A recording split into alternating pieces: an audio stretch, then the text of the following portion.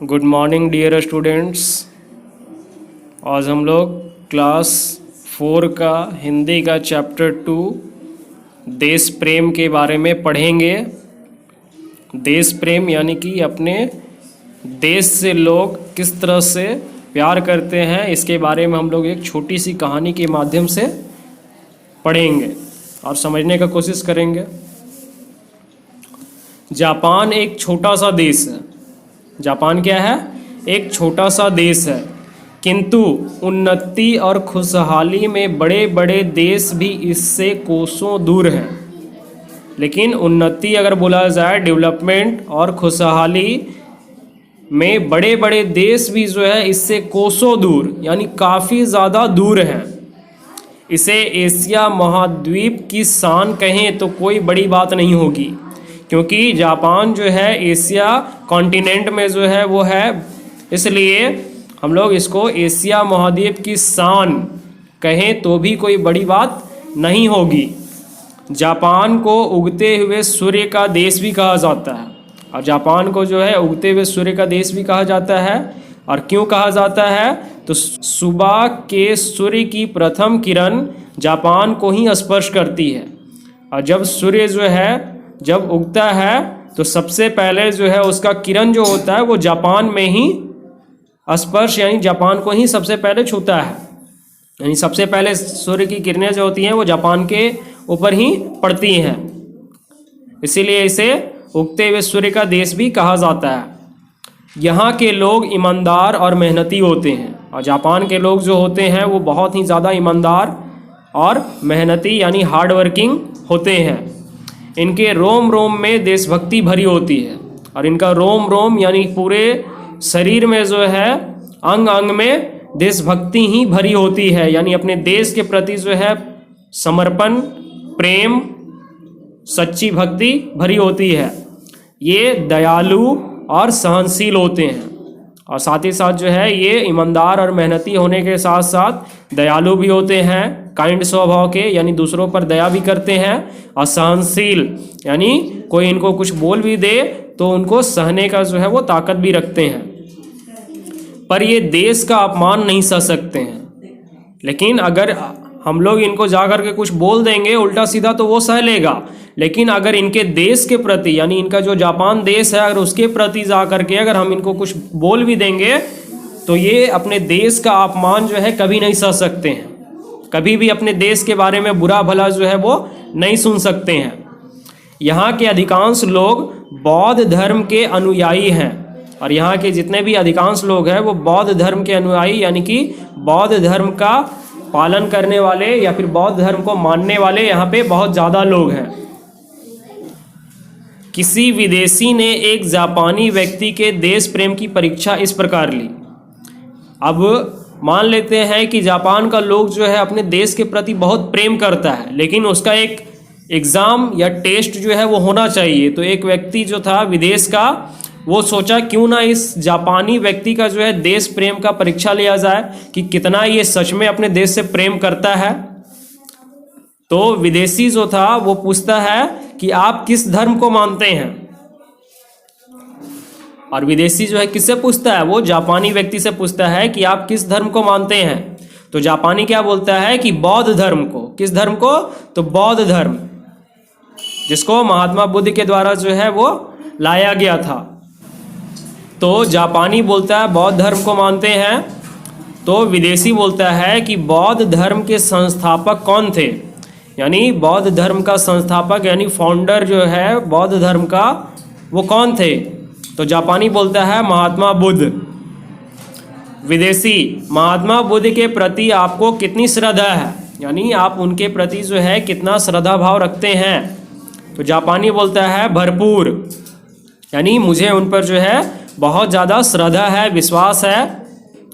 विदेशी बोलता है यदि महात्मा बुद्ध आपके देश पर आक्रमण कर दें तो आप क्या करेंगे?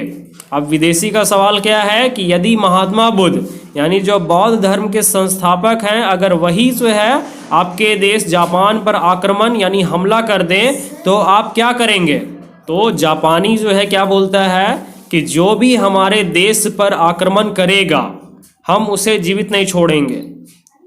जापानी का जवाब क्या था कि जो भी हमारे देश पर आक्रमण करेगा वो महात्मा बुद्ध ही क्यों ना हो, हम उसे जीवित नहीं छोड़ेंगे। देश हमारे लिए धर्म से भी बड़ा है और देश जो है इनके लिए धर्म से भी बड़ा है। चाहे वो महात्मा बुद्ध आकर के हमला करे, चाहे कोई दूसरा व्यक्ति आकर के हमला करे, हम उन्हें जीवित नहीं छोड़ेंगे। विदेशी व्यक्ति ऐसा उत्तर सुनकर भौचक्का रह गया। अब जैसे ही विदेशी व्यक्ति को ऐसा उत्तर मिला तो वो बड़ा हैरान रह गया कि ये जो महात्मा बुद्ध अगर आकर के आक्रमण करेंगे तो उसको भी नहीं छोड़ेगा, इतना देश प्रेम है इन लोग का। जापानियों के देश प्रेम को देखकर उसने दांतों तले अंगुली दबा ली। अब जापानियों का जो देश प्रेम था अपने देश के प्रति, वो देख करके उसने दांतों तले उंगली दबा लेना यानी बहुत ज़्यादा हैरान हो गया कि इतना ज़्यादा देश प्रेम, वो भी सिर्फ अपने देश से। जापान में भूकंप आते रहते हैं। जापान में जो होता है भूकंप, जिसको इंग्लिश में अर्थक्वेक बोलते हैं, वो हमेशा आते रहता है। इसलिए वहाँ ज़्यादातर घर लकड़ी और कार्डबोर्ड के बनाए जाते हैं, क्योंकि जहाँ पे भूकंप आता है तो वहाँ पे बहुत ज़्यादा नुकसान होने का डर बना रहता है, घर वगैरह गिर जाता है। इसीलिए वहाँ के ज़्यादातर घर जो होते हैं वो लकड़ी और कार्डबोर्ड के बनाए जाते हैं। कार्डबोर्ड जो हम लोग परीक्षा का कूट वगैरह लिखने के लिए यूज़ करते हैं।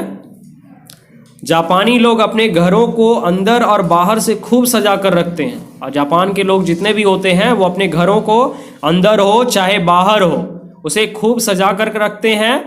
वे घरों की साफ सफाई पर भी बहुत ध्यान देते हैं। साथ ही साथ घर को अगर हम लोग साफ सुथरा रखेंगे तो वो और भी अच्छा दिखेगा, तो इसलिए वे लोग जो है घरों की साफ सफाई पर भी बहुत ज़्यादा ध्यान देते हैं।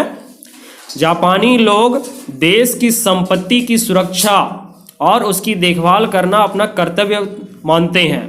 और जापानी लोग जो है वो देश की संपत्ति यानी देश का जो भी है, चाहे वो किला हो चाहे ताजमहल हो, जो भी हो, यानी जिस तरह का भी संपत्ति है, प्रॉपर्टी है, उसकी सुरक्षा करना और उसकी देखभाल करना अपना कर्तव्य मानते हैं, यानी अपना धर्म मानते हैं कि हमको अपने देश के संपत्ति या फिर जो भी चीज़ है उसकी देखभाल और सुरक्षा करना है। वे अपने थैले में सुई और धागा अवश्य रखते हैं। और जापानी लोग का एक और ख़ास बात यहाँ बताया जा रहा है कि वे अपने थैले में हमेशा सुई और धागा रखते हैं। यदि यात्रा करते हुए उन्हें बस की सीट थोड़ी सी भी फटी हुई दिख जाए तो वे तुरंत सुई धागा निकालकर उसे ठीक कर देते हैं। यानी अगर फटा हुआ सीट दिख गया बस में, अगर वो ट्रैवल कर रहे हैं, यात्रा कर रहे हैं, तो उस दौरान अगर बस का सीट थोड़ा सा भी फटा हुआ मिल जाए तो उसको सुई धागा लगा करके सिल देते हैं। शायद इसीलिए जापान की गणना विकसित देशों में की जाती है, और शायद में भी इसीलिए जापान का जो गणना है यानी गिनती विकसित देशों में की जाती है। विकसित मतलब होता है जो पूरी तरह से विकास कर चुका है।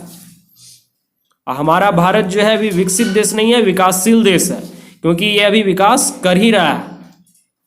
तो इसीलिए जापान की गिनती जो है विकसित देशों में होती है। कुछ भारतीय छात्र भ्रमण के लिए जापान गए हुए थे। अब क्या बताया जा रहा है कि कुछ भारतीय छात्र जो थे वो भ्रमण के लिए यानी घूमने के लिए जापान गए हुए थे।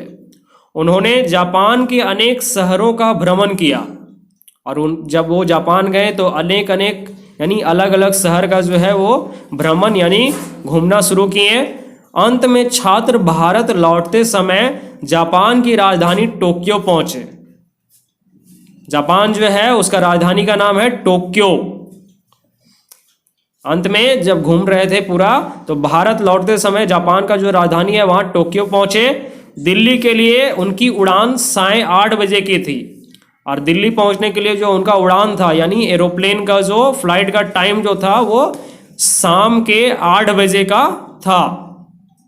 छात्रों ने सोचा क्यों ना आज फिर टोक्यो में कुछ समय घुमा जाए, क्योंकि उनके पास बहुत सारा समय था, 8 बजे का फ्लाइट था, इसीलिए सोचे कि चलो आज टोक्यो में कुछ समय घूम लेते हैं क्योंकि आखिरी दिन है।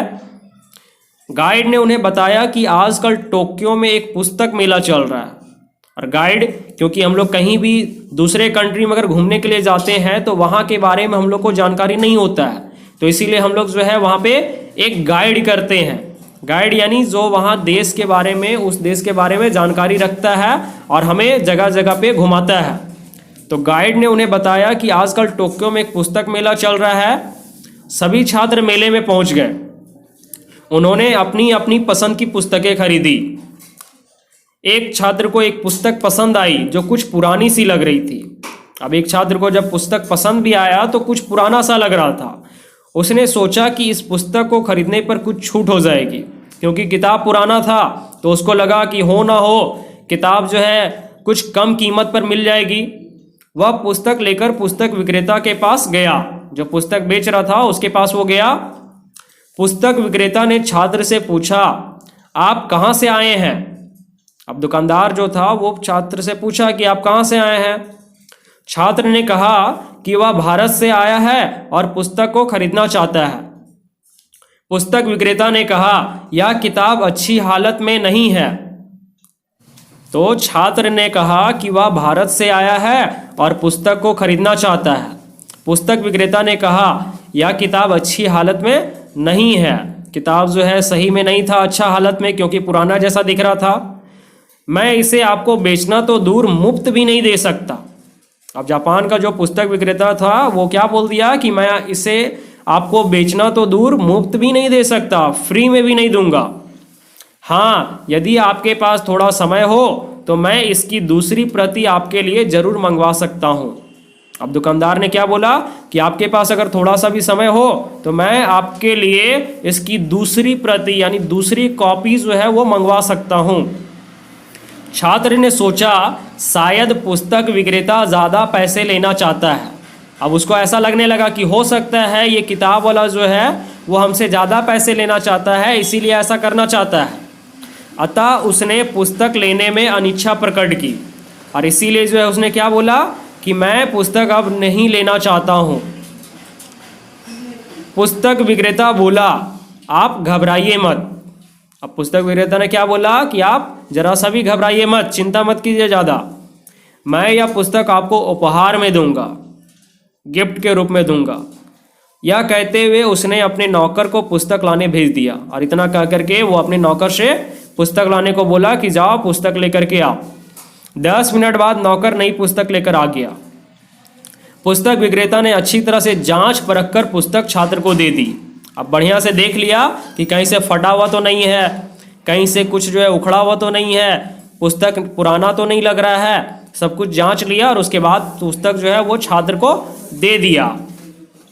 अब आगे क्या होता है, छात्र यह सब देखकर आश्चर्यचकित था। अब छात्र जो था वो सब ये सब देखा तो बहुत बड़ा हैरानी हुआ उसको। तो छात्र यह सब देखकर आश्चर्यचकित था, बड़ा हैरान था। उसने पुस्तक विक्रेता से कहा, भाई तुम्हें यह पुस्तक मुझे उपहार में ही देनी थी तो पहले वाली पुस्तक ही क्यों नहीं दे दी। अब उसने किताब वाले से कहा कि भाई तुमको यह पुस्तक जो है मुझे गिफ्ट में ही देना था तो पहले वाली पुस्तक ही दे देता। वह भी तो अच्छी हालत में थी। किताब तो अच्छा ही हालत में था, लेकिन थोड़ा सा क्या था, वो पुराना था। इस पुस्तक को लाने के लिए इतना कष्ट और अपना कीमती समय क्यों लगाया। अब उसका भी कहना सही है कि अगर आपको जो है उपहार में ही देना था तो यही पुस्तक दे देते। उसके पीछे आप इतना कष्ट, इतना दुख और अपना कीमती समय बेकार में लगाएं। तो पुस्तक विक्रेता ने कहा, भाई तुम विदेशी हो, तुम विदेशी हो यानी दूसरे देश से आए हो। जब तुम अपने देश जाओगे तो लोग पूछेंगे कि जापान से क्या लाए हो। तुम उन्हें यह पुरानी पुस्तक दिखाओगे। इसे देखकर लोग सोचेंगे कि शायद जापान में ऐसी ही पुरानी पुस्तकें मिलती होंगी। और तुम जाओगे अपने देश तो लोग तुमसे पूछेंगे कि क्या लाए, तो तुम बताओगे नहीं ये पुराना पुस्तक लाए हैं, दिखाओगे उन लोगों को। तो वहाँ के लोग जो है वो सोचेंगे शायद जापान में ऐसा ही किताब मिलता होगा। आपके भारत में लोग मुझे नहीं जानते हैं पर मेरे देश को जरूर जानते हैं। अब जापान का व्यक्ति क्या बोल रहा है कि आपके भारत में शायद वो मुझे नहीं जानते होंगे कि मैं ये किताब बेचता हूँ, लेकिन वो मेरे देश जापान को जरूर जानते होंगे। मेरे थोड़े से लालच से मेरे देश की बदनामी हो यह मैं कभी सहन नहीं कर सकता, क्योंकि अगर वो थोड़ा सा लालच करेगा तो उसके देश का ही बदनामी होगा। क्योंकि अगर भारत से वो गया है, मतलब जापान से अगर वो लेकर के किताब गया है तो वो भारतवासी क्या बोलेगा कि हम तो जापान से लाए थे, तो जापान का नाम खराब होगा, उस पुस्तक विक्रेता का नाम खराब नहीं होगा। तो इसीलिए वो बोलता है कि मेरे थोड़े से लालच से मेरे देश की बदनामी हो या मैं कभी सहन नहीं कर सकता। पुस्तक विक्रेता के देश प्रेम को देखकर लड़का आश्चर्यचकित रह गया। बच्चों, कोई भी देश तुच्छ या महान नहीं होता। अब हमें इस चैप्टर से जो है शिक्षा क्या प्राप्त हो रहा है, तो क्या बताया जा रहा है वो ध्यान से सुनना कि बच्चों, कोई भी देश तुच्छ या महान नहीं होता। तुच्छ यानी कि छोटा, कोई भी देश अपने जो है वो महान या फिर छोटा नहीं होता है, वहाँ रहने वाले लोग ही उसे तुच्छ या महान बना देते हैं। क्योंकि जो व्यक्ति जहाँ रहता है उसके रहन सहन, उसके माहौल या फिर उसके बातचीत से ही जो है कोई भी व्यक्ति महान होता है। तो यहाँ पे भारत में या फिर जापान में या चाइना में वहाँ के रहने वाले लोग ही अपने देश को तुच्छ यानी छोटा या फिर महान बना सकते हैं। जब देशवासियों के मन में अपने देश के प्रति प्रेम भाव उत्पन्न हो जाता है तो उनका देश स्वर्ग के समान बन जाता है। और जब भारत में रहने वाले या चाइना में रहने वाले या फिर जिस देश के भी वासी हों, अगर उनके मन में अपने देश के प्रति प्रेम भाव यानी प्यार उत्पन्न हो जाता है तो उनका देश स्वर्ग के समान बन जाता है।